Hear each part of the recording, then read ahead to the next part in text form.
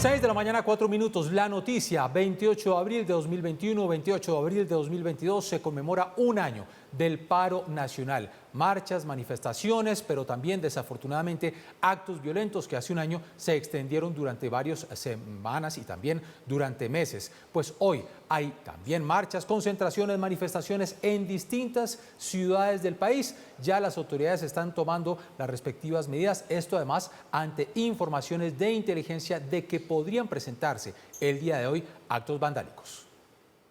La Policía Metropolitana de Bogotá dispondrá de más de 4.000 hombres para cuidar la ciudad ya de marchas y plantones a un año del paro nacional. Vamos a tener investigación criminal, vamos a tener inteligencia, infancia, adolescencia y todo el componente institucional para garantizar y para acompañar la manifestación pacífica. Los portales de Transmilenio de Suba, Américas y Usme tendrán protección especial, al igual que las principales estaciones del sistema Transmilenio. Debemos también dar garantías a aquellas personas que no se quieren manifestar, que no quieren participar en estas actividades, para que puedan realizar sus actividades laborales, académicas, sin ninguna situación especial. El distrito señaló que respetará la protesta social y que espera que las marchas sean de carácter pacífico. Sabemos que vienen de distintas partes del país algunos ciudadanos que se quieren vincular a las convocatorias que han hecho algunas organizaciones sociales en Bogotá. Bienvenidos a la capital de la República, que es la capital de todos los colombianos, y esperamos que ellos también, como las organizaciones que convocan estos eventos, pues asuman la responsabilidad para que se lleven a cabo de manera ordenada, de manera pacífica. A los manifestantes se les unirá la minga indígena que ocupa una zona del Parque Nacional. Los puntos de encuentro hasta ahora confirmados son Suba a partir de las 8 de la mañana en el Parque El Pórtico, la Universidad Distrital Francisco José de Caldas a partir de las 2 de la tarde en la plazoleta de la sede tecnológica, la Fiscalía General de la Nación, Banderas, la Universidad Nacional por las salidas de la calle 45 y la calle 26 y en Gativá desde las 10 de la mañana en el puente Tierra del Sol. La alcaldía también explicó cómo operará el SMAT durante la jornada. En el primer momento que se presente algún comportamiento delincuencial, de violencia, de vandalismo, de agresión, inmediatamente actúa la fuerza pública. La mayoría de movilizaciones llegarán a la Plaza de Bolívar. Pues hay que estar entonces pendientes y preparados con estas movilizaciones el día de hoy. Ustedes escuchaban al secretario de Seguridad, Aníbal Fernández de Soto, quien además está ejerciendo como alcalde encargado por estos días, ya que la alcaldesa Claudia López se encuentra fuera del país. Sin embargo, estas manifestaciones que se esperan para hoy, pues se comenzaron a dar desde el día de ayer. Algunos desórdenes en cercanías de la Universidad Nacional, inclusive con la incursión dentro de la propia universidad. Una incursión violenta de 30 encapuchados que dejó 4 heridos, le repito, en la Universidad Nacional. En un comunicado, las directivas de la institución aseguraron que al mediodía de ayer, al menos 30 personas pertenecientes a un grupo armado ingresaron con explosivos al edificio 212 de Ciencias Humanas. En los hechos, 4 personas resultaron con graves lesiones. Además, miembros del grupo se formaron en la Plaza Che de la universidad y protagonizaron desmanes con la policía en la entrada de la calle 26.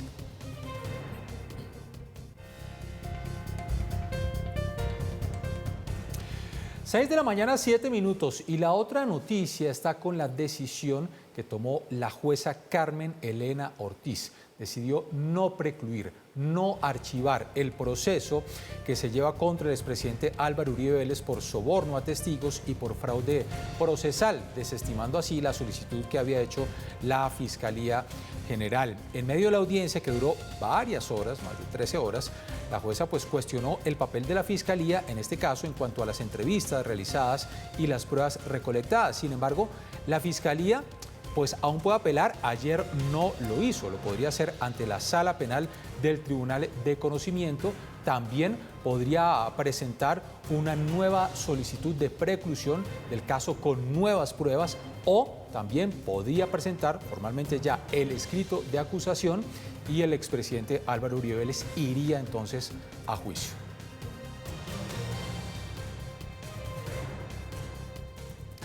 6 de la mañana, 8 minutos, sin duda una noticia que tiene muchas reacciones, una audiencia que, le repito, duró más de 13 horas y acá está el momento precisamente en que la jueza determina no precluir el caso contra el expresidente Álvaro Uribe Vélez.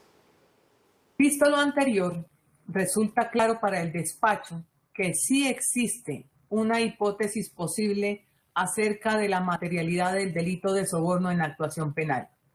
Si bien la Fiscalía no incorporó a su petición de preclusión un estudio de los elementos objetivos del tipo penal, lo cierto es que mal podría afirmarse en sede de preclusión y tal como señalara el delegado fiscal, que sencillamente no hay incertidumbre respecto de que hubiera algún tipo de ofrecimiento, dádiva o promesa, presión ni beneficios a los testigos. A fin de hacer prosperar dicha teoría del caso, la Fiscalía debía, cuando menos, establecer por qué dicho ofrecimiento de asistencia jurídica a los testigos no tenía la aptitud de la utilidad de que trata el artículo 444A del Código Penal. 6 de la mañana, 10 minutos, y se ha dado a conocer una carta del ex jefe paramilitar Salvatore Mancuso dirigida al candidato Gustavo Petro del Pacto Histórico, en la que da a conocer que efectivamente ha hablado con él y que no le disgusta la idea de perdón social, sino que por el contrario, pues llena de elogios esta propuesta de Gustavo Petro. Mancuso, quien cumplió una condena de 15 años en Estados Unidos y ahora se encuentra a la espera de su extradición a Colombia desde hace 18 meses, pues le envió esta carta a Gustavo Petro donde se refiere a una conversación telefónica que sostuvo con el candidato por iniciativa suya, donde le expresaba su preocupación por su familia. Además sostiene que lejos del ruido electoral, la idea del perdón social no es absurda ni es caprichosa, pues la sociedad colombiana quiere la paz, es lo que dice Salvatore Mancuso. Y mucha atención, 6 de la mañana, 10 minutos, la Fiscalía General de la Nación logró una condena de 53 años de prisión en contra del ciudadano venezolano Pedro José Trujillo Pérez, quien fue declarado culpable del homicidio de la joven de 15 años Nicole Valentina Rodríguez. Los hechos ocurrieron el pasado 24 de febrero en el pasaje subterráneo El Mesón de los Búcaros, en Bucaramanga, en Santander, cuando Trujillo Pérez atacó con un arma cortopunzante a la estudiante cuando ella salió de su colegio y iba a su casa. El objetivo era hurtarle el teléfono celular que ella llevaba. La menor recibió múltiples heridas, tras lo cual fue trasladada a un centro hospitalario en donde falleció. 53 años de prisión contra este delincuente.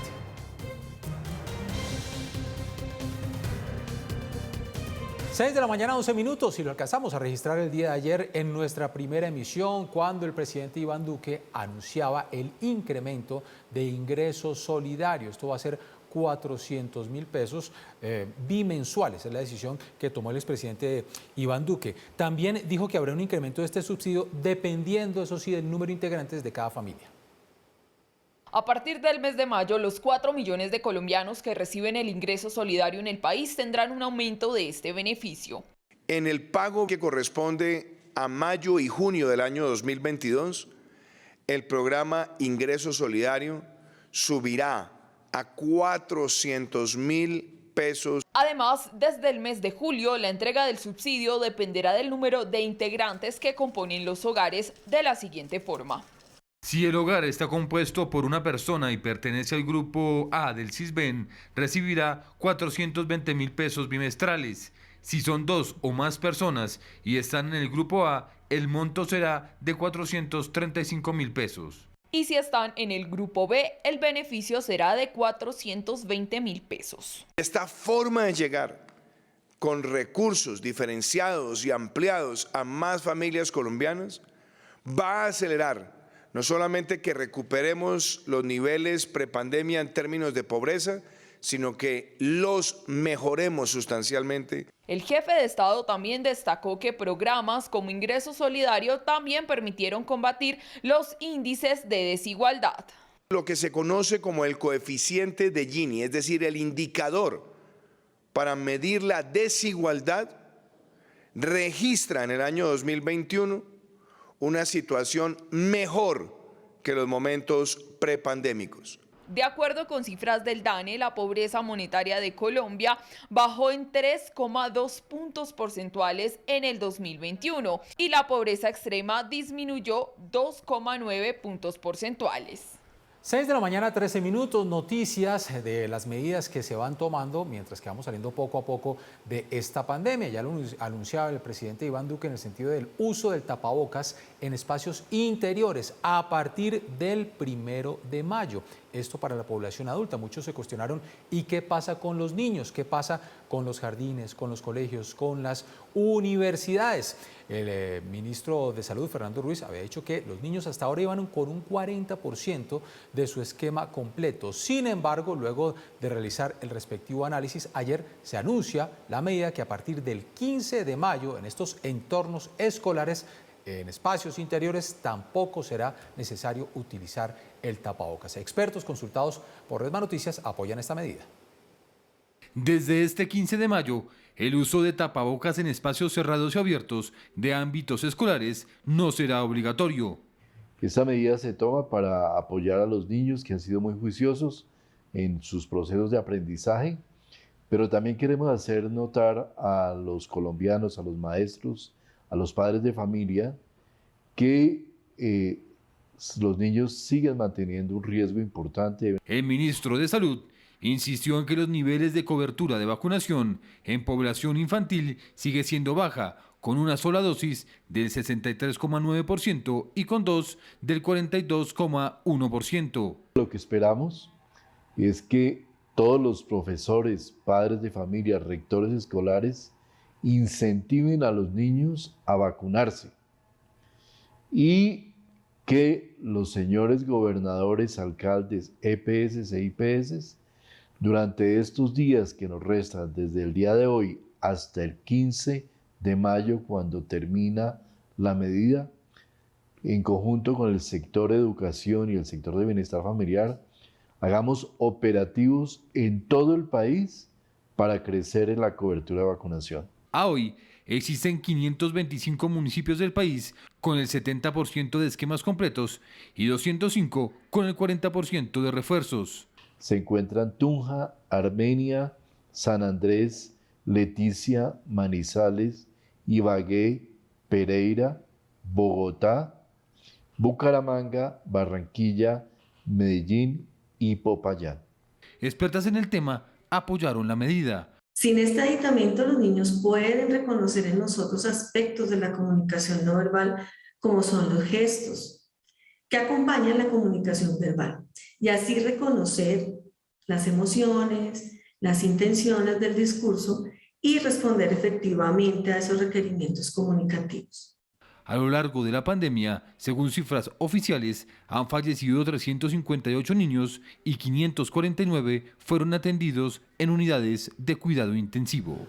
6 de la mañana, 17 minutos. A partir del 15 de mayo, entonces, no tapabocas en estos entornos escolares, en espacios internos. La otra noticia tiene que ver con las buenas reacciones, noticias positivas, porque apareció el dueño de la alta suma de dinero que se había extraviado hace 2 días en el sector de Unicentro, en el norte de Bogotá. Se trata de un empleado de una empresa privada que el lunes pasado botó en la carrera 15 con calle 127 el paquete con el dinero.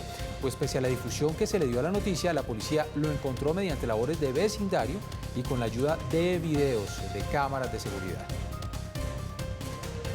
Tenemos una cámara de video que nos dio información sobre un vehículo donde presuntamente había salido el afectado. Allí solicitamos al parqueadero donde se encontraba este vehículo el reporte de todos aquellos vehículos que han ingresado en ese lapso de tiempo y nos entregaron 5 placas. Una vez verificadas estas placas, logramos descartar 4 de ellas por marca y modelo, y el carro que encontramos pertenecía a una empresa de renta de vehículos. 6 de la mañana, 18 minutos, y seguimos teniendo fuertes aguaceros, fuertes lluvias en varias regiones del país. Ayer en la capital se vio un fuerte caos, tremendas las imágenes que ustedes están viendo. Así se vieron avenidas principales como la avenida Caracas, donde el nivel de las aguas dificultó el paso de los articulados del sistema Transmilenio. El campamento de los indígenas en Vera, también del Parque Nacional, fue otro de los afectados. Los vientos de cola, la falta de visibilidad generó demoras de más de 1 hora en el aeropuerto El Dorado. Más de 191 vuelos resultaron afectados. Las lluvias continúan.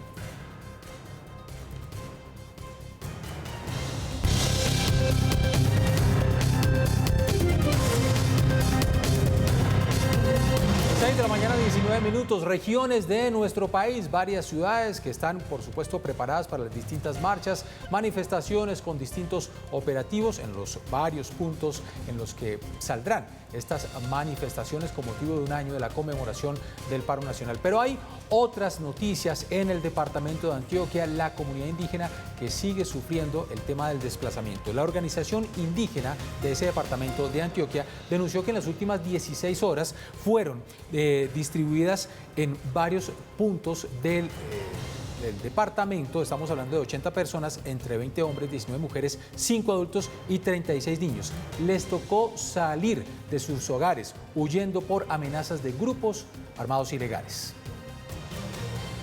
A un coliseo del municipio de Andes, Antioquia, fueron a parar las familias indígenas que, cansadas de las amenazas, hoy piden soluciones. Se trata de 80 personas, entre ellas mujeres, ancianos, niños y niñas que tuvieron que abandonar sus viviendas, animales y enseres para salvaguardar la vida. Esto producto de amenazas que se vienen registrando desde hace 3 meses por presuntos integrantes de grupos armados al margen de la ley, quienes vienen intimidando a esta población para que abandonen sus territorios. Según la organización indígena de Antioquia, lo que detonó la huida de estas familias fue una golpiza contra uno de los integrantes de la comunidad.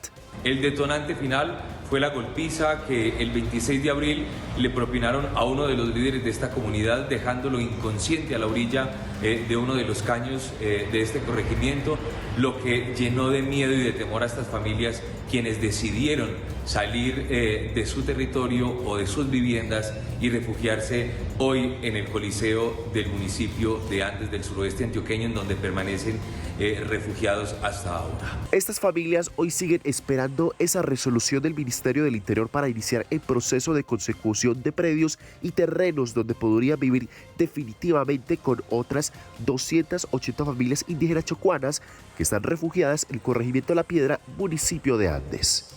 6 de la mañana, 21 minutos, nos vamos ahora para la ciudad de Cali. Desde las 6 de la mañana comenzaron las concentraciones. Uno de los puntos de encuentro es Puerto Rellena. Ha dicho el alcalde Jorge Iván Ospina que espera no se presenten bloqueos el día de hoy durante la conmemoración de un año del paro nacional. También hay preocupación por parte de las autoridades por los recientes casos de atracos contra mujeres por parte de motoladrones. Han dicho las autoridades que no se va a permitir ningún tipo de violencia contra la mujer.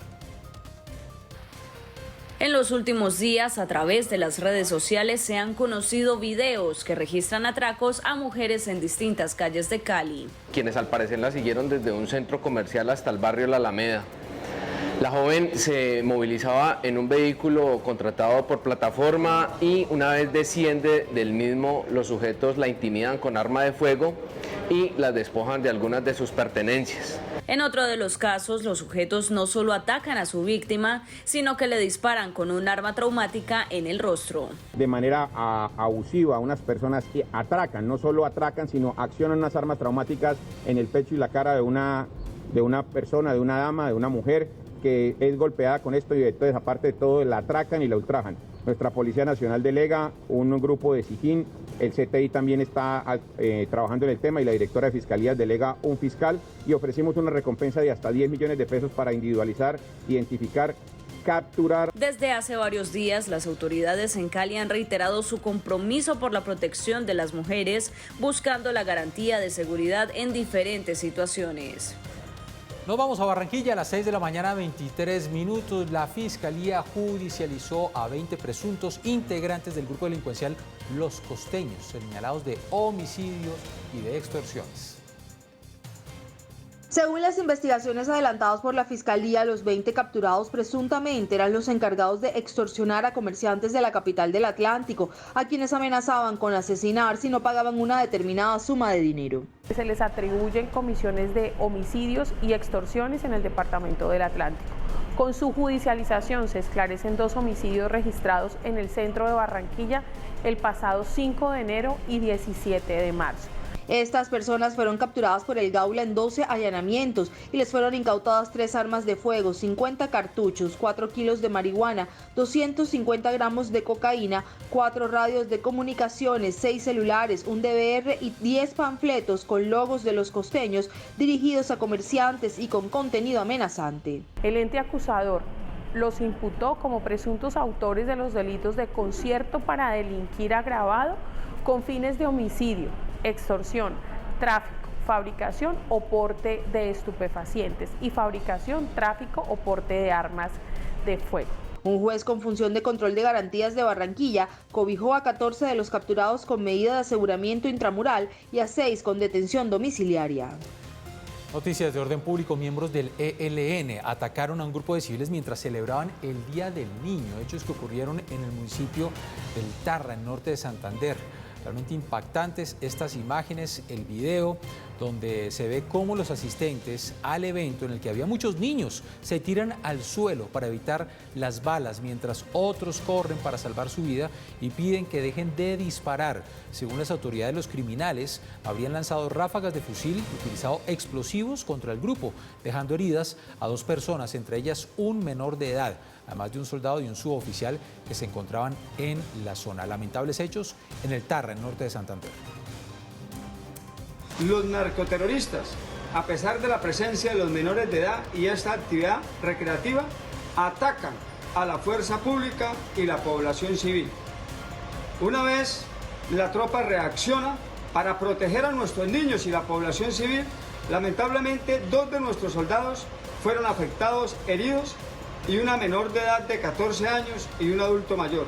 Inmediatamente se les presta la ayuda humanitaria, son evacuados en nuestros helicópteros a la Clínica Médica Duarte de la ciudad de Cúcuta, quienes ya se encuentran fuera de peligro. 6 de la mañana, 25 minutos, se celebró el Día Mundial de la Seguridad y Salud en el Trabajo, pues nuestro director Giovanni Celis sostuvo un diálogo con Camilo Gómez. Él es el vicepresidente de Promoción y Prevención de Positiva, acerca de los muchos riesgos que se tienen en las labores que se desempeñan día a día en el trabajo. Y aquí en Redman Noticias vamos a hablar de un tema que le interesa a usted, a mí, a todos los que somos trabajadores. Cuando nosotros hablamos de accidentalidad laboral en el mundo, dice la OIT en su último informe de progreso social de este año, que solo el 35% de la población activa mundial tiene acceso a la protección en casos de accidentes en el trabajo y enfermedades relacionadas también con el trabajo. Resulta que mañana, jueves 28 de abril, es el Día Mundial de la Seguridad y de la Salud en el Trabajo. El tema es importante. Doctor Camilo Gómez Cristancho, él es médico cirujano, además es abogado y es el vicepresidente de Promoción y Prevención de Positiva, la compañía de seguros. Bienvenido, doctor Camilo, es un gusto tenerlo con nosotros. Muchas gracias, muy amable. Doctor Camilo, por ejemplo, en el tema del COVID, ¿el tema del COVID en Colombia fue considerado o no fue considerado una enfermedad relacionada con lo laboral? Bueno, cuando inicia todo esa novedad y ese tema derivado de la pandemia, existen unos picos de infección y específicamente la población en salud es la más afectada, porque ellos de hecho fueron quienes fueron la primera línea de atención y defensa para el país, y a quienes hay que agradecerles pues el haber podido mantener los niveles que tenemos ahora de reactivación económica y demás. Específicamente se reglamentó en el país un trabajo que se hizo en asocio con las aseguradoras, el reconocimiento directo de la enfermedad, de la infección por COVID para los trabajadores de la salud. Entonces, de manera directa, sin requerir ningún trámite administrativo, aquel trabajador de la salud con resultado para COVID o incluso con no diagnóstico propio de COVID a través de una prueba, es calificado como una enfermedad de origen laboral en Colombia. Los demás sectores económicos en donde se puede dar esa posibilidad de contagio requieren un trámite administrativo para su calificación. ¿Y eso en qué ayuda? El hecho de que reconozcan este tipo de enfermedades, ¿qué beneficios le trae al trabajador, por ejemplo? Bueno, específicamente el reconocimiento inmediato lleva de manera puntual y efectiva que desde que se da el diagnóstico se puedan reconocer tanto las prestaciones económicas, el pago de las incapacidades, indemnizaciones, o en casos mucho más complejos y no esperables, una pensión de invalidez, una pensión de sobrevivientes para su familia. Y a la par las prestaciones asistenciales, toda la atención médica que derive del reporte de una enfermedad de origen laboral corresponde con cargo a la ARL entregarlo o hacerlo de manera inmediata. la hospitalización, el tratamiento médico, las terapias de rehabilitación, todo aquello conduciente a que la recuperación del trabajador sea mucho más rápida y que queden el menor número de secuelas. Por ejemplo, en Colombia, el año pasado la cantidad de accidentes laborales disminuyó o aumentó. Lo digo porque estábamos en una función mixta de trabajo. Sí, nosotros la estadística, los reportes en el país de accidentes de trabajo 2021 mostraron un incremento, casi de 60.000 accidentes, pero derivados de todo lo que tiene que ver con tema de pandemia. Claro, pasamos casi de 450.000 a 513.000. Este año hemos visto ya una reducción importante, en promedio de 36.000 reportes de accidentes. Insisto, pues ese incremento fue como consecuencia de todo lo que representó el tema de pandemia, específicamente la infección por COVID. Mañana, como lo decía, es el Día Internacional de la Seguridad en el Trabajo. ¿Cómo crea uno en el trabajo un entorno seguro, saludable, positivo? Bueno, la Organización Internacional del Trabajo estableció casi que como lema la creación de una cultura de la seguridad y la salud positiva, orientada hacia el diálogo social. Y cuando hablamos del diálogo social es la participación de todos los actores del sistema, las entidades de gobierno, Ministerio de Trabajo, entidades de vigilancia, aseguradoras, empleadores y trabajadores.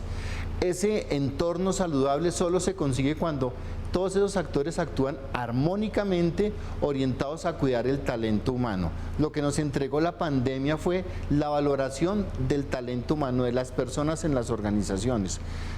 Ya el bien más preciado es la vida de las personas.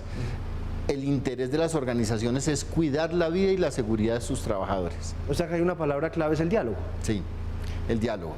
El diálogo para la creación de esos ambientes. Claro, sí. Ese diálogo orientado también a que nos pongamos en los zapatos del otro. Cuando hablamos de diálogo es mirarnos, empleador, trabajador, entidades de seguridad social, orientados a lo mismo.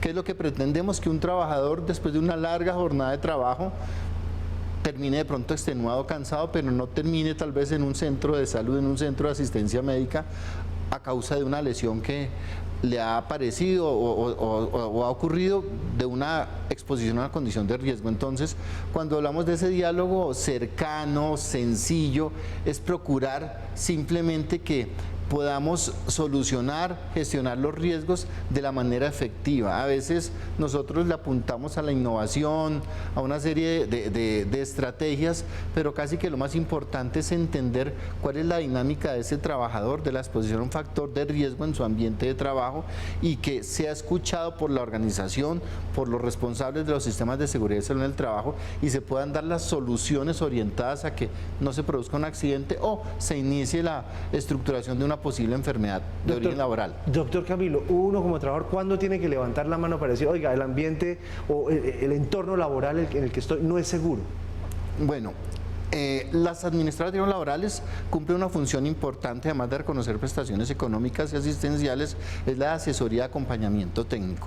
Pero para poder interactuar la aseguradora con la empresa, existen unos mecanismos al interior de esa empresa, como lo son el Comité Paritario de Seguridad y Salud en el Trabajo, al cual el trabajador puede acceder, manifestar cuáles son sus inquietudes, sus observaciones, para que este comité transmita esa información al empleador y puedan construir o ajustar los planes de trabajo, los planes de acción para controlar los riesgos que existen. El trabajador levanta la mano hacia la organización de manera preventiva, pero también el trabajador puede levantar la mano cuando desafortunadamente ocurre un accidente o una enfermedad y la debe reportar para que el sistema de seguridad social y específicamente el de riesgos laborales asuma lo que corresponde como su obligación.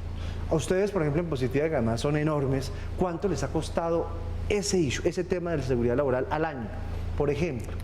Bueno, casi que los costos, para empezar a enfocarnos a la respuesta, los costos se han incrementado de manera importante ahora con pandemia. Con pandemia, sin duda, claro. Sí. Y efectivamente el costo del accidente de trabajo está representado en esas prestaciones económicas y asistenciales y podemos hablar de un promedio de un accidente, si es leve, un costo cercano a los medio salario mínimo aproximadamente, sobre unos 400, 500 mil pesos por accidente, si lo queremos precisar así, en lo que puede ser su atención Pero a eso hay que sumar todo lo que es las prestaciones económicas que puedan derivar de un accidente. Un accidente mortal puede representar fácilmente unas reservas que debe hacer la organización cercano a los 450 millones de pesos, que eso dispara importantemente digamos que esa cobertura y esa sostenibilidad financiera que debe tener una organización, en nuestro caso, al asumir el riesgo laboral, casi que aquel riesgo laboral donde otras aseguradoras no consideran que sea un mercado atractivo para el tema de los riesgos laborales. Positiva concentra las actividades de mayor riesgo en el país. La actividad minera, nosotros para este año ya registramos casi 40 muertos en minería por los eventos pasados que han ocurrido, que representan de verdad un desafío importante para el sistema de riesgos laborales y para nosotros como aseguradora, para esas familias, garantizar las prestaciones económicas y asistenciales a aquellos que han quedado en alguna condición de afectación en su salud de manera permanente y segura. Pues mañana es el Día Internacional del Entorno Seguro en el Trabajo y por eso queríamos tener un experto para hablar del tema. Doctor Camilo Gómez Cristancho, quien es el vicepresidente de Promoción y Prevención de Positiva de la Compañía de Seguros. Gracias por estar con nosotros aquí en Red Más Noticias. Muy bien, gracias a ustedes.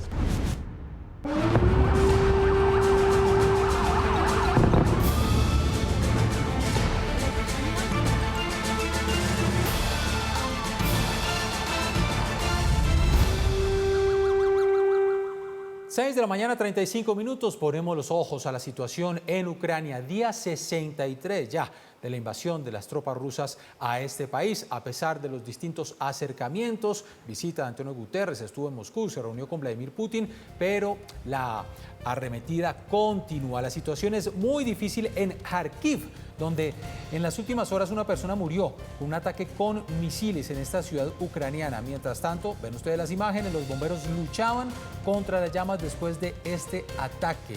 Se muestra en las imágenes a los trabajadores de emergencia retirando desafortunadamente uno de los muertos en este ataque.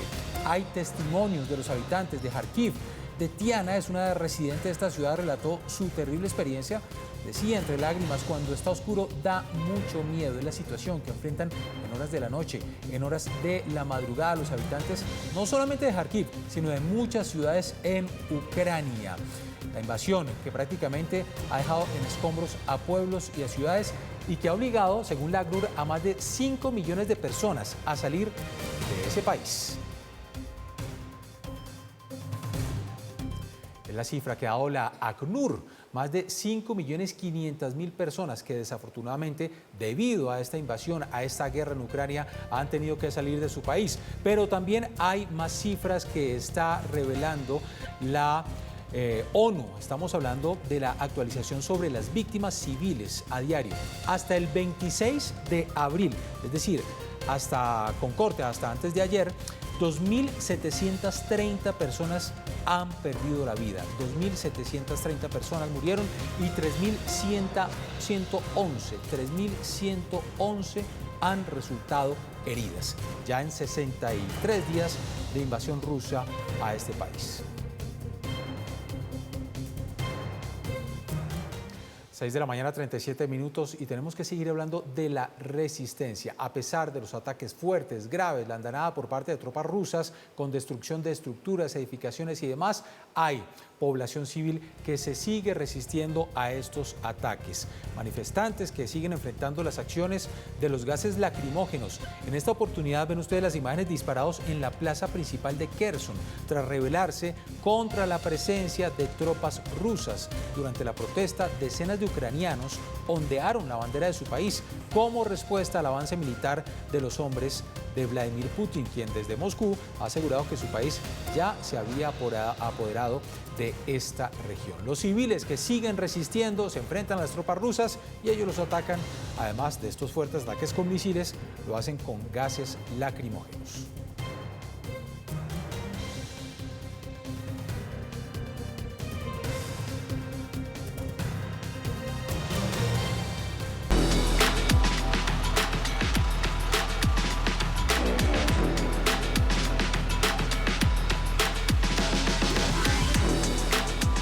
6 de la mañana, 38 minutos. Continuamos con las imágenes que nos deja esta guerra en Ucrania. Para trabajar el campo en ese país, los agricultores lo pueden hacer, sí, pero protegidos, con chalecos y con cascos. Chalecos a prueba de balas, que nada detenga el trabajo, y lo hacen con las respectivas precauciones.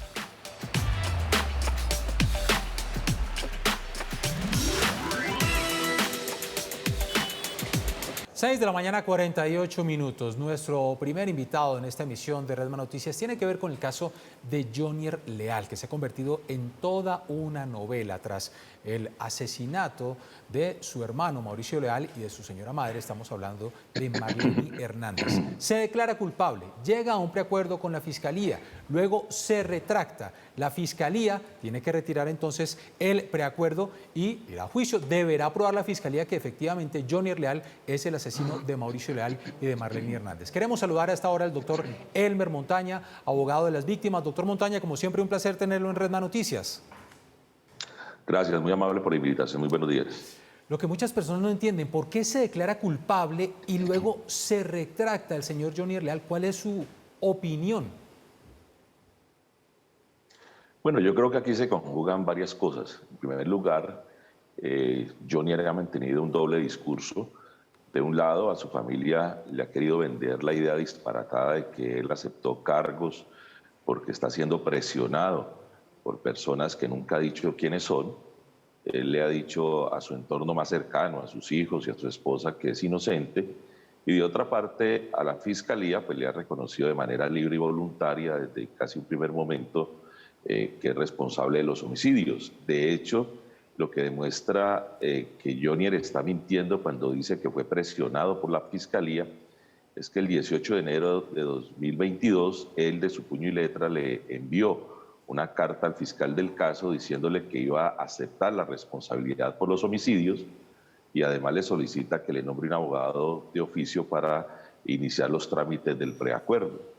Ahora a eso hay que sumar el hecho de que muy seguramente con la nueva defensa pretenden sacarle provecho a algunas irregularidades que ciertamente se cometieron en desarrollo de las audiencias, pero que no son de tal magnitud como para ir a predicar que Jonier es inocente, como el hecho de haberlo sentado junto al fiscal, de que el fiscal le diera un tratamiento en algunas ocasiones como si fuera persona responsable, lo cual está prohibido en el Código de Procedimiento Penal.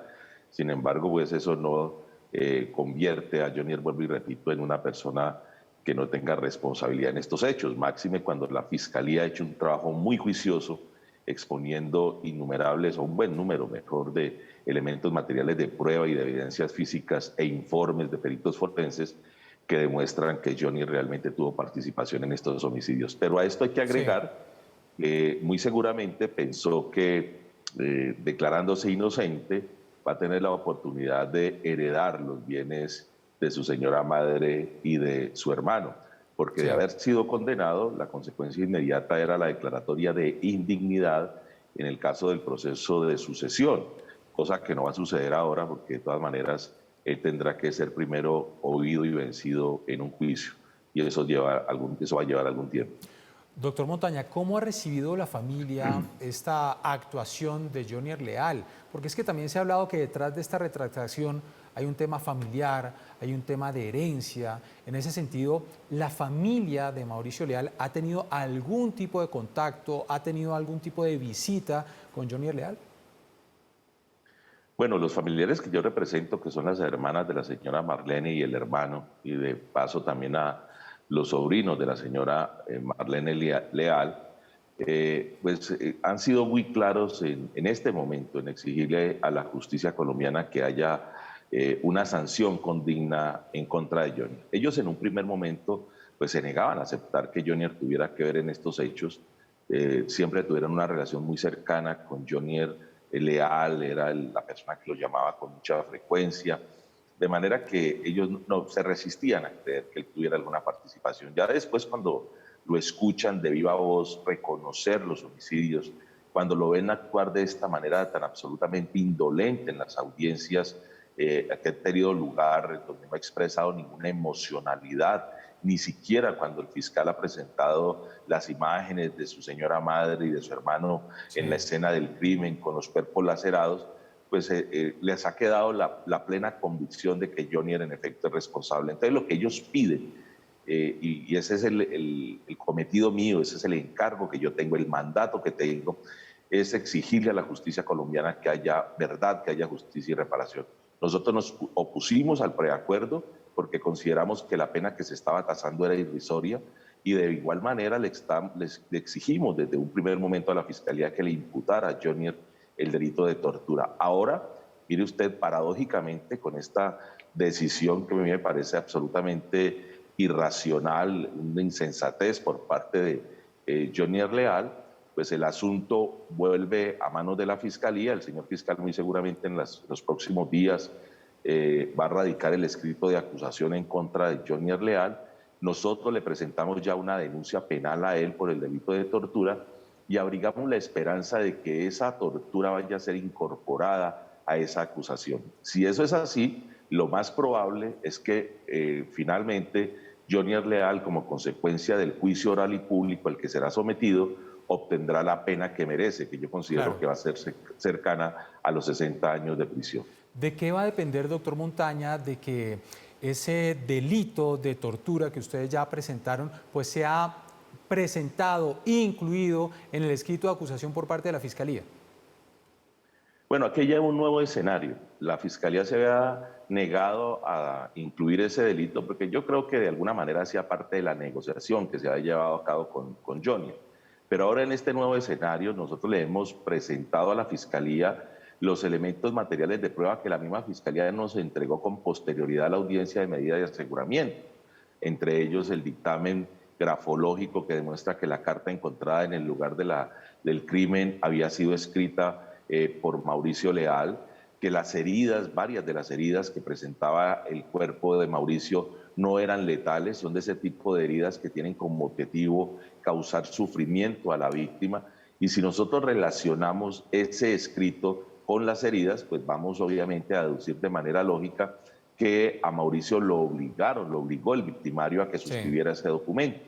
Entonces, de ser esto así, estaríamos frente al delito de tortura. Pero yo estoy seguro que el señor fiscal Burgos, que ha hecho un muy buen trabajo, y tengo que reconocer con todo y lo crítico que ha sido la labor de la Fiscalía, que aquí hay una investigación muy seria, muy científica, muy técnica, va a tomar en consideración ahora en esta nueva realidad la denuncia que nosotros presentamos. De hecho, ya quedó radicada, ya sabemos a qué fiscal le correspondió, y si hacen una evaluación seria de estos elementos de prueba, a la luz de los nuevos acontecimientos, lo más probable, vuelvo y repito, es que incluyan ese delito de tortura. Además, porque ese es un derecho que tienen las víctimas a que se conozca, a que se sepa toda la verdad. Y la tortura hace parte de esta verdad que requieren las víctimas se conozca. Doctor Montaña, ¿confían ustedes en que la Fiscalía tiene las pruebas suficientes? Sí, yo estoy confiado en eso. Mire, yo leí con detenimiento los 27 cuadernos que la Fiscalía nos entregó, nos ha entregado a lo largo de esta investigación. Esa es una labor seria, rigurosa que ha hecho la Fiscalía General de la Nación. Por supuesto que hay algunos aspectos que se deben fortalecer. Y yo creo que ahora que se devolvió el escrito de preacuerdo a la Fiscalía y se reanudaron los términos, el señor fiscal va a aprovechar este tiempo que le queda para robustecer la investigación en ese sentido. Pero estoy absolutamente convencido que con esos elementos materiales de prueba, un juez de la República le va a dictar sentencia condenatoria a Jonier Leal. Perdón. Doctor Montaña, ¿qué viene ahora en el término de plazos, de tiempos? Bueno, lo que sigue es que ya la señora juez, antes de ayer, le devolvió el documento de preacuerdo a la Fiscalía. De esa manera se reanudan los términos legales. El señor fiscal debe estar haciendo algunos ajustes a la investigación, muy seguramente debe estar preparando el escrito de acusación, de suerte que en los próximos días, yo creo que eso va a ser muy rápido, la Fiscalía va a radicar el escrito de acusación. Eso le debe corresponder a otro juez, no a la misma juez, a un juez penal del circuito de Bogotá, que recibido el escrito de acusación debe citar a una audiencia de acusación. En esa audiencia de acusación pues se le da el escrito a la defensa del señor Jonier, lo leerá la Fiscalía, a los sujetos, a los intervinientes especiales, a la Procuraduría, a la representación de víctimas, etcétera. Después se citará para una audiencia preparatoria y con posterioridad se dará inicio ya al juicio oral y público. Eso es lo que sigue. Pero también aquí hay que tener en cuenta algo, que me parece que fue muy atinado lo que hizo la Fiscalía, y es que Jonier muy seguramente en los próximos días o en las próximas horas va a ser trasladado a una cárcel ordinaria, sacado del búnker de la Fiscalía a una cárcel, porque no hay ninguna razón que justifique que él siga pues, en esas dependencias cuando ya no hay ninguna negociación que esté adelantando con la Fiscalía General de la Nación. Pues en eso va entonces este caso, Jonier Leal, que volverá entonces o irá a juicio. La Fiscalía presentará su escrito de acusación. Se espera que se incluya el delito de tortura. Ya fue presentado por parte de la defensa de las víctimas. Doctor Elmer Montaña, abogado de las víctimas, gracias por atendernos. Muchísimas gracias a ustedes por la invitación. Un feliz día. 6 de la mañana, 58 minutos. Vámonos con el pronóstico del clima para hoy jueves 28 de abril, conmemorando un año del paro nacional y con muchas marchas, manifestaciones en las distintas ciudades. En Bogotá tenemos una temperatura mínima de 12 grados, una máxima de 19 grados. Barranquilla, día lluvioso, temperatura mínima 25 grados. Una temperatura máxima de 29 grados. En Medellín, temperatura mínima 17 grados, máxima de 24 grados. El alcalde Daniel Quintero ha recomendado no salir a marchar. Cali, temperatura mínima 21 grados, máxima de 30 grados. Bucaramanga, mínima 19 grados y una temperatura máxima de 26 grados. Es el pronóstico del clima al fondo del Cerro de Monserrate, donde hace mucho frío.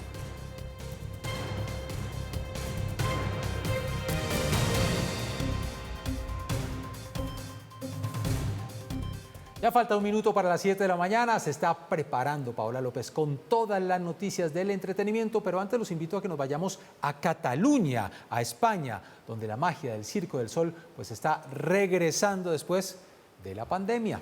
Estas son las imágenes.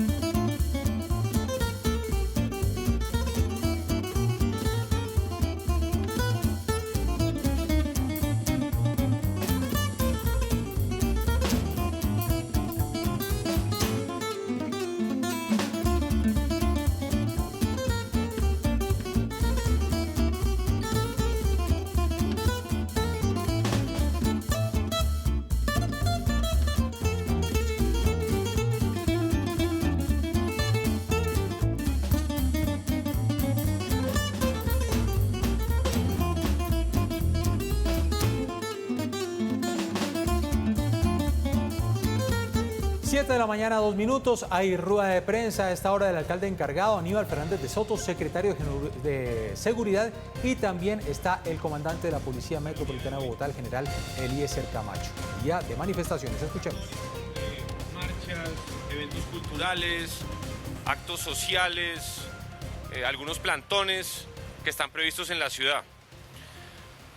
Principalmente son actividades que se van a llevar a cabo en las sedes de las universidades públicas en la ciudad, en la Universidad Nacional, en la Universidad Pedagógica y en las sedes de la Universidad Distrital, y también en algunos otros puntos de la ciudad, particularmente en la localidad de Chapinero, como menciono, en la calle 72, en la Universidad Pedagógica, en las sedes de la Universidad Distrital de Ciudad Bolívar, en la sede tecnológica, y también en la sede de la Universidad Distrital de la Macarena. En la localidad de Kennedy hay unas convocatorias tanto en la zona de Banderas como también en la glorieta del Tintal. En la localidad de Usme también está prevista una serie de actividades en el Puente de la Marichuela. Y por supuesto en el Parque Nacional, en la Plaza de Bolívar y en otros puntos también habrá algún colectivo o alguna organización convocando alguna actividad. El distrito ha tenido mesas de trabajo con las organizaciones que están convocando estas actividades. Hemos acordado unos protocolos para que estas actividades se lleven a cabo en el marco de la convivencia, en orden, de manera pacífica por parte de las organizaciones. Hacemos un llamado a los organizadores de estas actividades en el día de hoy a que asuman la responsabilidad para garantizar que estas actividades se lleven a cabo de manera ordenada, de manera pacífica, tal como lo hemos venido conversando. Conjuntamente con la Policía Metropolitana de Bogotá, hoy tenemos más de 4.000 uniformados de la policía de distintas especialidades que van a estar acompañando estas actividades convocadas en distintos puntos de la ciudad. Adicionalmente tenemos más de 400 gestores de diálogo, de convivencia, gestores de movilidad, que también van a estar acompañando estas actividades, buscando garantizar el orden, garantizar la manifestación pública y pacífica. Hacemos también un llamado a la ciudadanía a que se esté informando. Permanentemente vamos a estar cada media hora a través de las redes y los canales de la Secretaría de Movilidad, de Transmilenio, de la Alcaldía, de la Policía, informando novedades, informando las principales convocatorias y reuniones donde se estarán llevando a cabo, cómo se han venido comportando. Invitamos entonces a estar y agradecemos a los medios de comunicación estar informando permanentemente el avance de esta jornada y la información oficial que estaremos comunicando desde el puesto de mando aquí en la Policía Metropolitana o a través de los canales, como digo, de la Secretaría de Movilidad y de Tránsito. Desde el distrito hemos establecido que la jornada, por ejemplo, en los colegios del distrito va a ser normal en la mañana de hoy. En principio en la tarde también habrá normalidad en los colegios y solo habrá algún cambio si el comportamiento de la jornada lo amerita. En las universidades públicas de Bogotá se ha tomado la decisión de hacer clases virtuales para garantizar que las actividades culturales y de manifestación pública que están convocadas en los planteles, en los centros educativos universitarios en la ciudad, pues no tengan mayor dificultad para su realización. Quiero también aprovechar para advertir que hoy en la mañana se presentó un accidente en la autopista norte a la altura de la calle 145 en el sentido norte-sur. Una tractomula tuvo un incidente que la dejó atravesada en la vía, en la autopista. Desde el primer momento ya las gestiones de movilidad, de Transmilenio, de la Policía de Tránsito han permitido que la situación se esté atendiendo. La tractomula ya está ubicada en el carril exclusivo de Transmilenio y se están haciendo los desvíos y contraflujos correspondientes para evitar que haya una mayor afectación a la movilidad en la entrada desde el norte hacia la ciudad de Bogotá. El día de ayer también en horas de la noche, hacia las 8:45 de la noche, en la URI de la localidad de Puente Aranda, se registró una protesta por parte de las personas privadas de la libertad en ese establecimiento. Hubo tal vez alguna protesta por requisas que se habían venido haciendo en la jornada de la tarde. Algunos incidentes, algunos daños en oficinas, vidrios rotos, generaron que 3 personas privadas de la libertad tuvieran alguna herida que fue atendida rápidamente. 2 de estas personas privadas de la libertad fueron asistidas en un centro de salud. La policía actuó oportunamente y logró controlar la situación. No se presentaron personas fugadas y el tema se atendió rápidamente, afortunadamente sin mayor consecuencia. Reiteramos entonces desde la administración distrital que garantizamos plenamente y respetamos y acompañamos el derecho a la manifestación pública y pacífica. Ese es un derecho que se debe respetar y que nos obliga a actuar con todas las capacidades del distrito, de la fuerza pública, para garantizar su buen desarrollo. Y también afirmamos categóricamente que hoy no se va a tolerar en ningún momento cualquier acción de violencia, cualquier intento de agredir a servidor público, de afectar los bienes de la ciudad o los bienes privados. Esos son comportamientos que nada tienen que ver con la manifestación pública y pacífica, son comportamientos que no se toleran y en donde la fuerza pública va a actuar con total contundencia. Confiamos en que la jornada de hoy y las distintas actividades se lleven a cabo de manera tranquila, de manera pacífica, de manera ordenada y que podamos tener una jornada de celebración democrática y de integración de la ciudadanía en sus distintas expresiones. El general Camacho va a dar algunas precisiones respecto de la situación presentada ayer. 7 de la mañana, 9 minutos. Ahí está el balance y todo el informe que está dando el secretario de Seguridad, alcalde encargado, Aníbal Fernández de Soto, sobre cómo está preparada Bogotá para el día de hoy. Ha dicho que se garantiza el derecho a la manifestación y a la protesta pacífica. Hace un llamado, eso sí, para que todas estas manifestaciones se hagan de manera ordenada, sin actos de violencia. Más de 4.000 uniformados los que van a hacer presencia en la capital, 400 gestores de convivencia cada media hora a través de las distintas redes sociales de la alcaldía. Se va a estar informando cómo avanzan estas manifestaciones. Hay normalidad en la jornada en los colegios públicos. Las clases en las universidades públicas sí van a ser virtuales, es lo que ha determinado la alcaldía el día de hoy. Y hay que estar pendientes porque son más de 20 puntos de concentraciones y manifestaciones en la capital. Acá, a lo largo del día, les estaremos informando en Redma Noticias. 7 de la mañana, 10 minutos. Vamos con más informaciones porque han continuado los relatos de las víctimas y de los victimarios en esta audiencia que se está haciendo ante la JEP, con los relatos sobre estos llamados falsos positivos. Los familiares de las víctimas que resultaron desaparecidas pues siguen haciendo un reclamo para que se establezca quiénes fueron los responsables. En la segunda sesión en la JEP, referente al caso de falsos positivos por parte de miembros del Ejército, se dieron a conocer nuevas revelaciones de los militares imputados por ejecuciones extrajudiciales. El coronel Gabriel Rincón, uno de los señalados, admitió que bajo las órdenes del general Montoya se llevaron hasta el Catatumbo a varios jóvenes desde Soacha para matarlos y hacerlos pasar por guerrilleros. Continuando con las presiones que se mantenían por parte del comando de la división y como lo manifesté por el comando del general Cortés y el comando del ejército, el general Montoya, se continuaron con esos planeamientos, simulación y encubrimiento. El militar mostró el remordimiento ante sus delitos. Vergüenza ante la sociedad porque soy una persona que ocasioné daño. Doña Flor Hernández, madre de Elkin Verano, sin contener su frustración, increpó a los militares que estaban sentados frente a ella. Ustedes, con sus prendas militares de orgullo, coroneles, comandantes, sus altas categorías, lo que hicieron fue derramar ríos de sangre viva, de seres inocentes que no tenían nada que ver. El último en hablar fue el comandante para la época de la Brigada 30, general Paulino Coronado.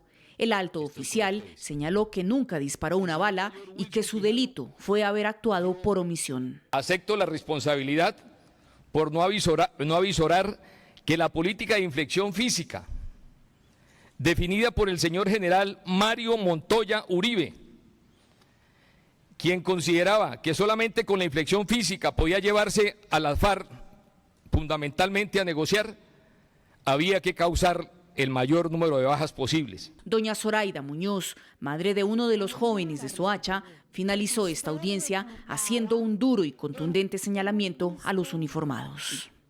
Ustedes son un mal elemento para el país. Ustedes no deben de hacer nada social, ni con niños, ni con jóvenes, porque ustedes ya llevan una cruz maldita.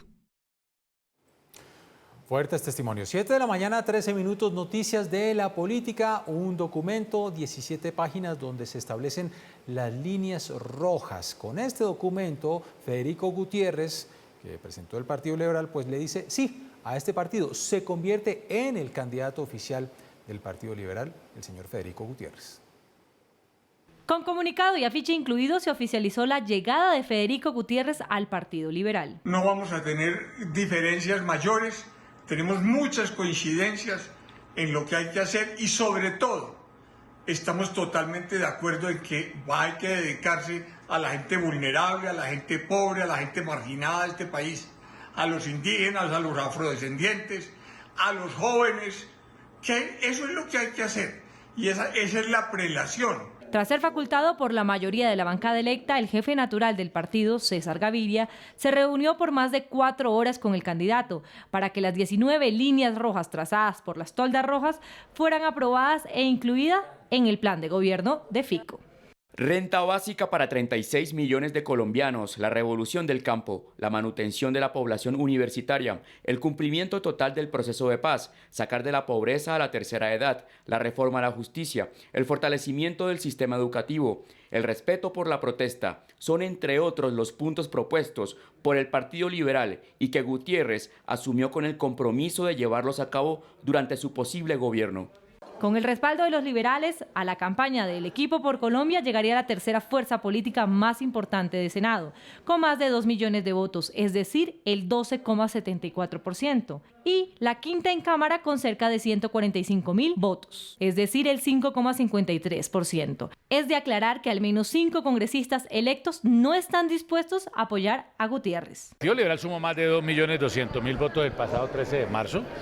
Que nosotros hemos tenido el respaldo de nuestros amigos, de nuestra gente en los sectores que nos venían ya reclamando esta decisión, pidiéndonos que tomáramos la decisión por Federico.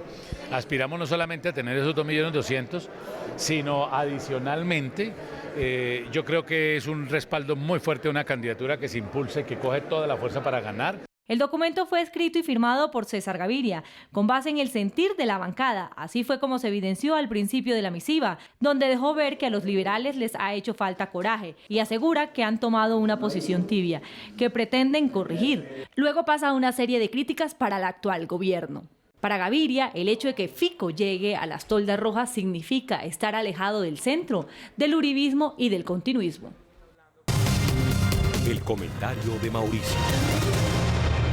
El día de ayer finalmente el Partido Liberal tomó su decisión de a quién va a respaldar en esta campaña presidencial y se decantó finalmente César Gaviria y el Partido Liberal por Federico Gutiérrez. Inmediatamente vinieron las suspicacias y vinieron los comentarios diciendo, claro, es que el Partido Liberal y César Gaviria siempre se van con un cálculo para ver con quién es que va a ganar y para ir a donde el sol alumbre más.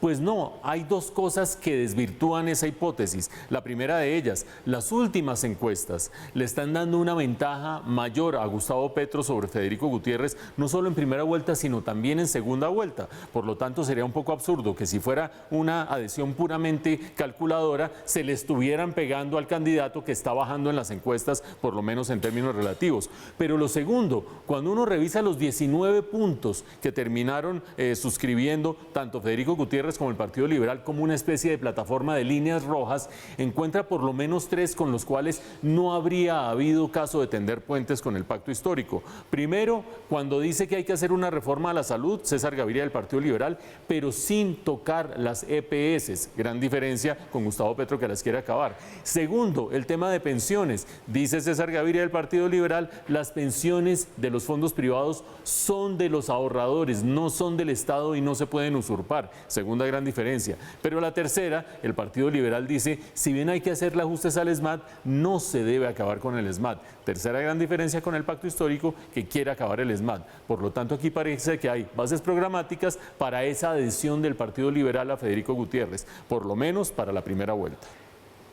7 de la mañana, 18 minutos, pues a la par que se hacía este anuncio por parte del Partido Liberal y de su jefe, el señor César Gaviria, también se dio a conocer una carta de 15 congresistas liberales, que los llaman la disidencia de este Partido Liberal, que se van con Gustavo Petro. Así lo dieron a conocer. 15 congresistas en funciones y otros electos le hicieron saber a su jefe natural, a César Gaviria, y a la colectividad que no van a apoyar la decisión de irse con Federico Gutiérrez. Argumentan que no están incumpliendo ningún acuerdo interno. Además aclaran que su adhesión se debe a un acuerdo programático adelantado hace varias semanas con el candidato del pacto histórico. Consideran que en un eventual gobierno de Petro podrían darle un corte liberal progresista, así lo definen ellos, con el que se sentirán representados. Lo que ha hecho el señor expresidente César Gaviria, director del partido, es antiestatutario, totalmente incoherente y evidentemente va en contra de las ideas liberales. Ya le dijimos no, 15 congresistas, actuales y nuevos congresistas, pero seguirán muchísimos más dirigentes diciéndole que no, porque los liberales sentimos que las banderas liberales hoy las están arbolando, básicamente es Gustavo Petro. 7 de la mañana, 19 minutos. Ampliamos la información que dio el secretario de Seguridad, Aníbal Fernández de Soto, que está además ejerciendo como alcalde encargado. La situación que se presentó el jueves en la madrugada en una unidad de reacción inmediata, una URI, en Puente Aranda. Los detenidos protagonizaron un motín que desató un incendio en las instalaciones y el cual fue controlado varias horas después. Las autoridades hicieron un reconteo de presos para determinar si hubo algún tipo de fuga. El ESMAD intervino en esta zona. Según reportes preliminares, hubo 3 heridos. En la URI había 700 reos, pero solo tiene una capacidad para 250.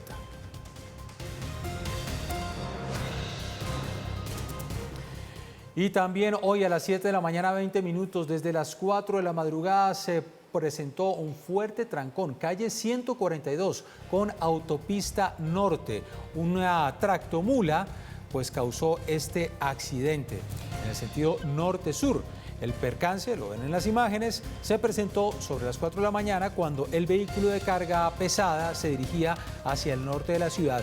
El conductor perdió el control y el cabezote de la tractomula quedó sobre el canal de aguas que divide las dos calzadas. De forma inmediata pues se presentaron enormes filas de carros, registro en redes sociales sobre el tremendo trancón. Algunos vehículos se desviaron por el carril de Transmilenio, pero fue imposible evitar este embotellamiento que las autoridades han calculado más o menos duran 3 horas. Hasta ahora se está restableciendo poco a poco el tránsito, la normalidad. 3 horas de caos sobre la autopista norte. Nos vamos con nuestro tema del día, numeral, que les planteamos en nuestras redes sociales y tiene que ver con estas nuevas concentraciones, marchas, a un año del inicio del paro nacional. Numeral, el paro me parece. ¿Cuál es su opinión? Muchos comentarios en Twitter. Nos dice aquí Esperanza, es una fecha para no recordar y mucho menos que sea vista como una celebración.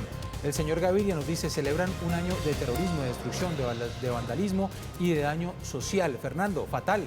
Apenas nos estamos recuperando de una pandemia a nivel económico y vienen estos vagos a hacer para nunca lo que nunca vamos a poder recuperar. Germán Rodríguez, una fiesta que el boli y su combo se les convirtió en una pesadilla. Bueno, muchos comentarios, a todos los leemos, a todos los tenemos en cuenta en Twitter, en Instagram, en Facebook. Numeral, el paro me parece.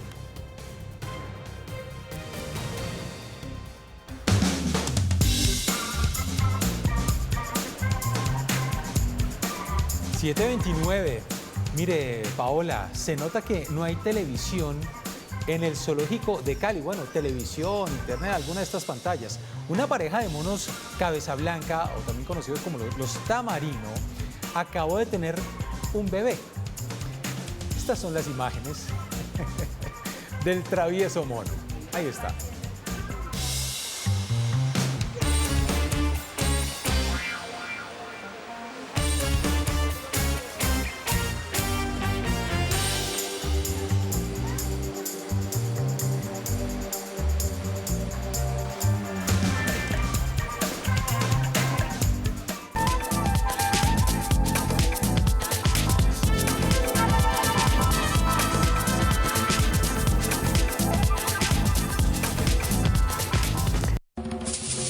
Entonces nuestra cortinilla de la Filbo vuelve para que vuelvas y escuchamos esta música de fondo para bailar y disfrutar, porque el Mapalé se toma esta jornada de la Filbo por cuenta de unos invitados muy especiales directamente de Córdoba, y subámosle un poquito el volumen para contagiarnos, porque ya se aproxima el fin de semana y hay que aprovechar para disfrutar también la Feria del Libro.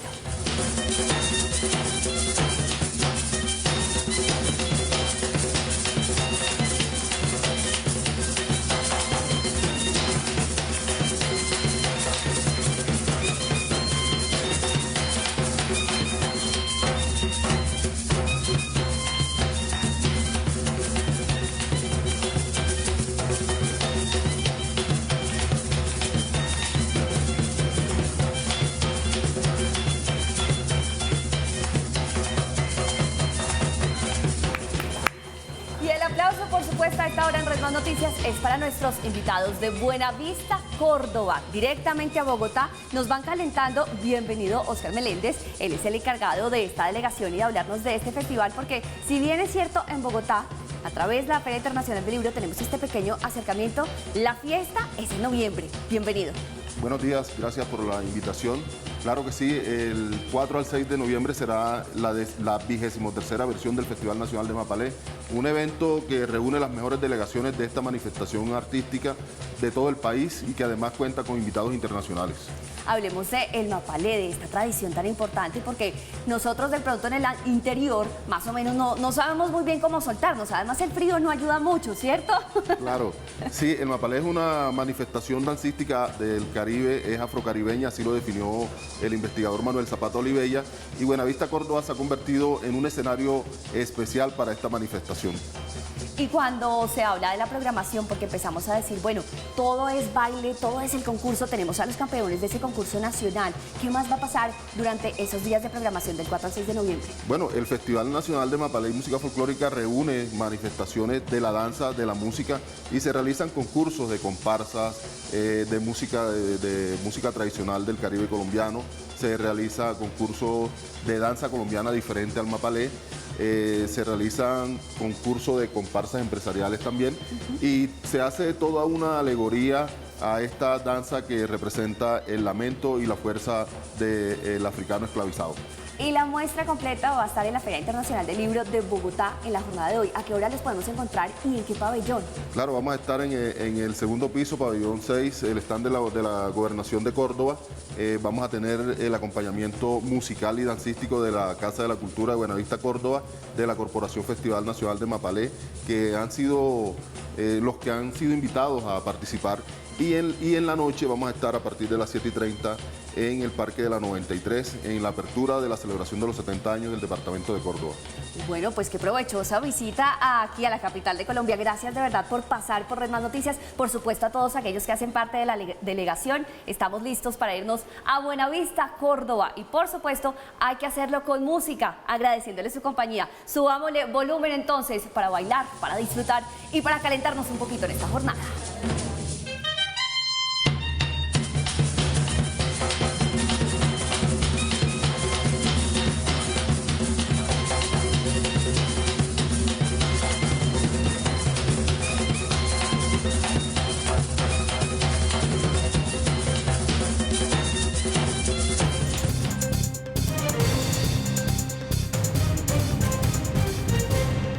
Siete de la mañana, 41 minutos. Joana, feliz jueves. Hola Jenner, ¿qué tal? Un saludo especial. Bueno, se siguen tomando medidas en el mundo entero con algo que sigue preocupando, que es el aumento de la inflación. Sin embargo, hay datos que nos da a conocer el Banco Mundial. Podríamos tener alta inflación hasta el año 2024.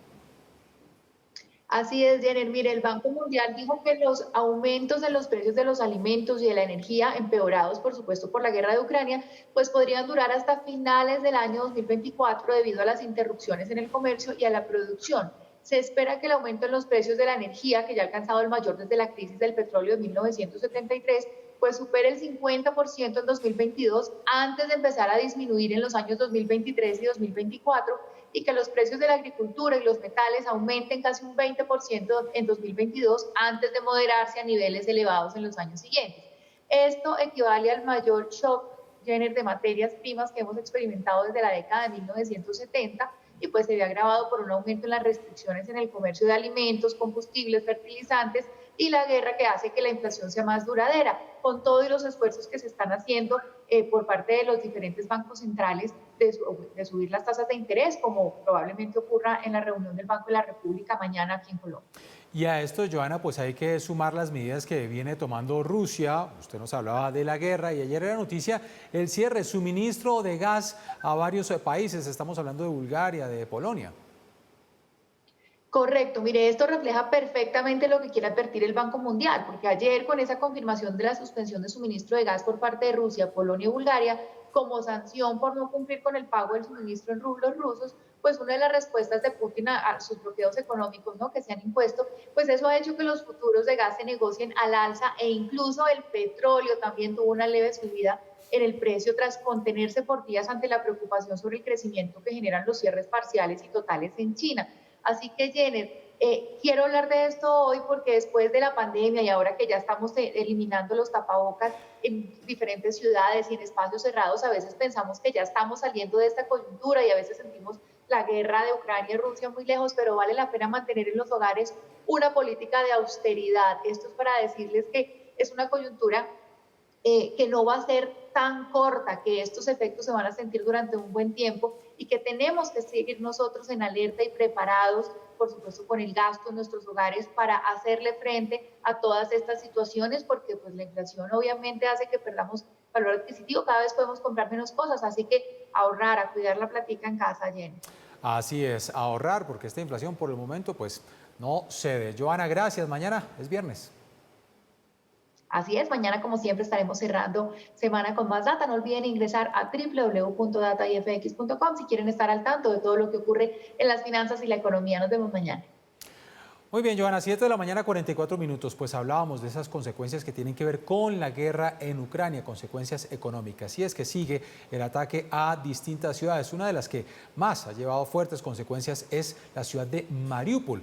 A pesar de todo, a pesar de que las tropas rusas dicen que tienen el control, hay un remanente de soldados que sigue resistiendo, pues el comandante de ese remanente de las fuerzas ucranianas ha dado su testimonio de cómo siguen resistiendo pese a los ataques en Mariupol. A pesar de que las tropas rusas dicen que la ciudad está tomada, dicen los soldados ucranianos que mientras ellos estén ahí, esa ciudad es de Ucrania. La lucha está ocurriendo todos los días, pero la táctica de los rusos está cambiando. La táctica ahora es como un asedio medieval. Estamos cercados, ya no lanzan muchas fuerzas para romper nuestras líneas defensivas. Están realizando ataques aéreos. Hay aproximadamente más de 500 hombres con diferentes lesiones, severas, medianas, leves, y es un problema porque no tenemos las condiciones para tratarlos, para hacer cirugías realmente difíciles en las condiciones actuales. Además, se están acabando las medicinas, los vendajes, la comida y el agua. Espero que el mundo ahora se dé cuenta de su error. Me gustaría decir que debido a la política blanda, el mundo trajo a un nuevo Hitler, el Hitler del siglo XXI. Todo lo que hacen nuestros soldados aquí, no solo en Mariupol, sino en el territorio de Ucrania. Estamos profundamente convencidos de que estamos salvando no solo a Ucrania, sino también a Polonia, Lituania, Letonia, Estonia, Moldavia y Georgia. Vladimir Putin no se detendrá aquí. Al cierre. 7 de la mañana, 57 minutos. La noticia del día de hoy en todo el país van a ser las distintas concentraciones, manifestaciones, marchas que esperamos sean pacíficas, conmemoración de un año del paro nacional. Ya se ha hecho un anuncio por parte de las autoridades en Bogotá.